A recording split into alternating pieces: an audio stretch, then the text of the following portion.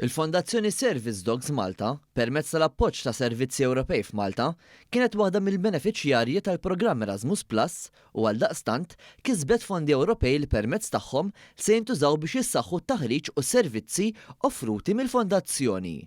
Għalhekk, grazzi għal dan l-investiment, il-Fondazzjoni Service Dogs Malta se tħareġ li trainers lil dawk li jrabbu l-ġriewi u lil volontiera f'metodi moderni, filwaqt li saħħaħ il-kollaborazzjoni ma' istituzzjonijiet mediċi u soċjali. Il-Ministru responsabbli mill-Fondi Ewropej, Stefan Zrinzot Soppardi, flimkien mal-Kap Eżekuttiv ta' Servizzi Ewropej f'Malta, Rodrik Zarafa, iltaqgħu mal-membri, trainers u volontiera tal-Fondazzjoni li tiwettqu xogħol eċċezzjonali biex jgħinu lil persuni b'diżabilità jgħixu ħajja aktar indipendenti u dinjituża.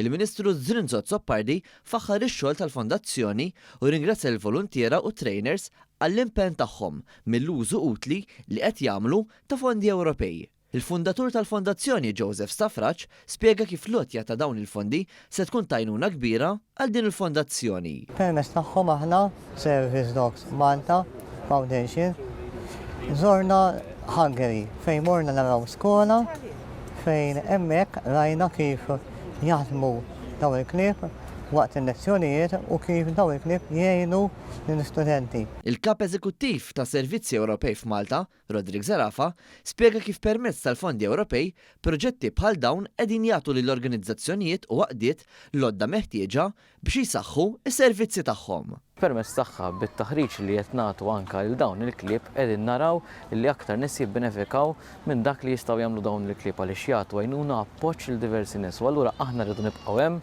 nagħtu dawn il-fondi biex naraw li kemm jista' jkun in-nies jibbenefikaw.